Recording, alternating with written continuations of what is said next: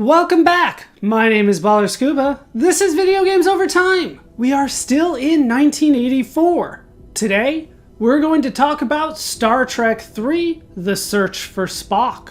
The story of Star Trek III: The Search for Spock takes us back to Harve Bennett. Harve Bennett, the producer of Star Trek II: The Wrath of Khan, received the go-ahead to write the third film the day after the release of the second film by Paramount. So, work began almost immediately on the third film. The director of the second film, Nicholas Meyer, had already said he would not return to direct. He was unhappy with changes made to the ending without his consent. Instead, Leonard Nimoy, the actor that plays Spock, was eager to direct and offered to take the position, which he got. Nimoy and Bennett worked together to flesh out the script, deciding on the major points of the film. When it came to writing, it is said that Bennett started with the final line of the film, then moved backwards from there.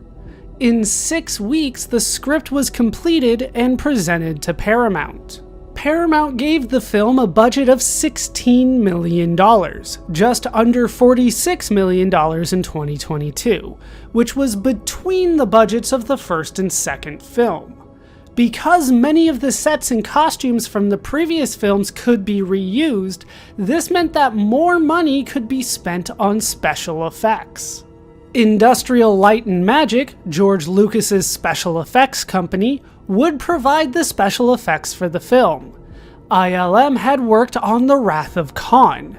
For this third film, though, ILM was brought in much earlier in the process. As a result, they were able to work with Nimoy and Bennett on fleshing out the world of the film much more than they had before. Filming was done with a lot of precaution, with security on set, chemically treated scripts, and doors double locked.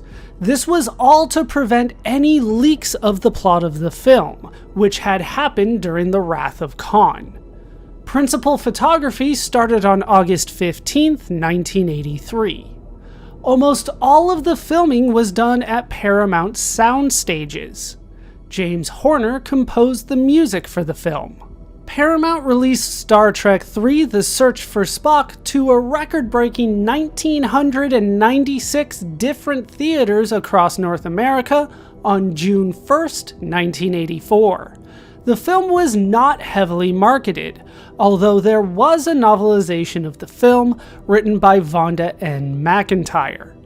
With a budget of $16 million, the film was able to make $16 million in its opening weekend.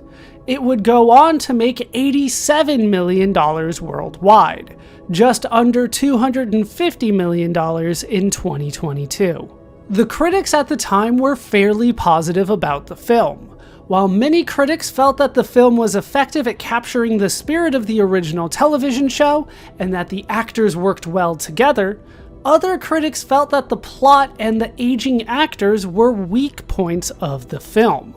As time has gone on, the film has retained its fairly mixed reputation. While certain moments have been praised, the film overall has continued to have mixed reviews, even among Star Trek fans. That is a brief backstory to Star Trek III: The Search for Spock.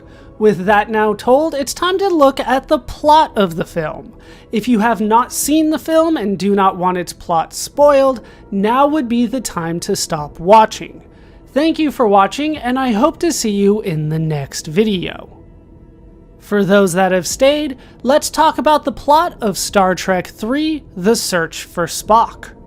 The film starts with the Enterprise returning to Earth after the events of the Wrath of Khan. Upon arriving, Dr. McCoy begins acting strangely and is detained.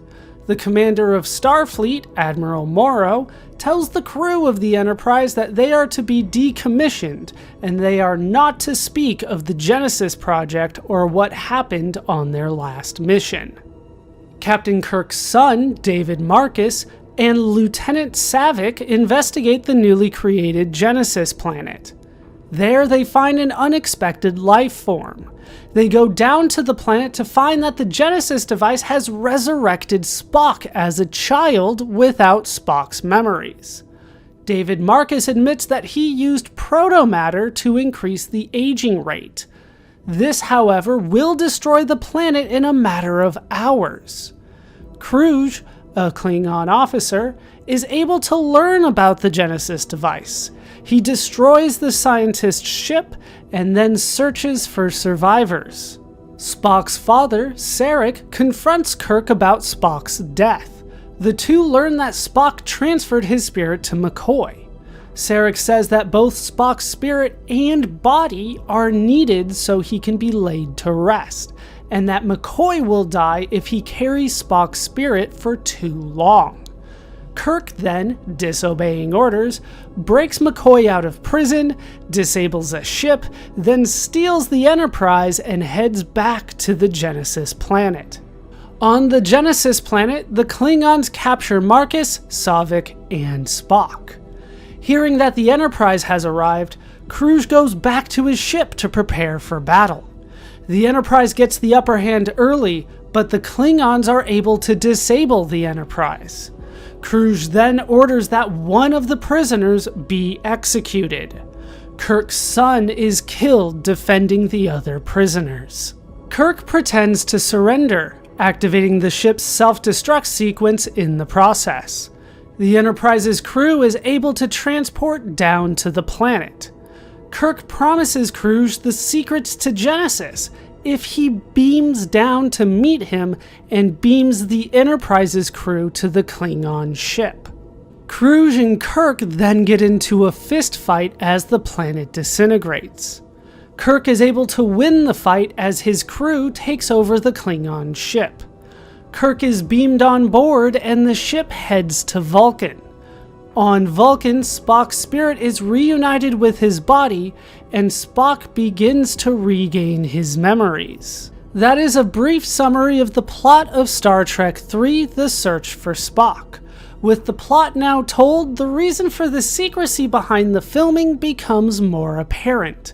The resurrection of Spock needed to be kept secret, although the name of the film and a couple hints in The Wrath of Khan alluded to the character's resurrection. That will do it for the story of Star Trek III: The Search for Spock for now. My name is Baller Scuba. This has been Video Games Over Time. Thank you so much for watching, and I hope to see you in our next video when we begin our climb.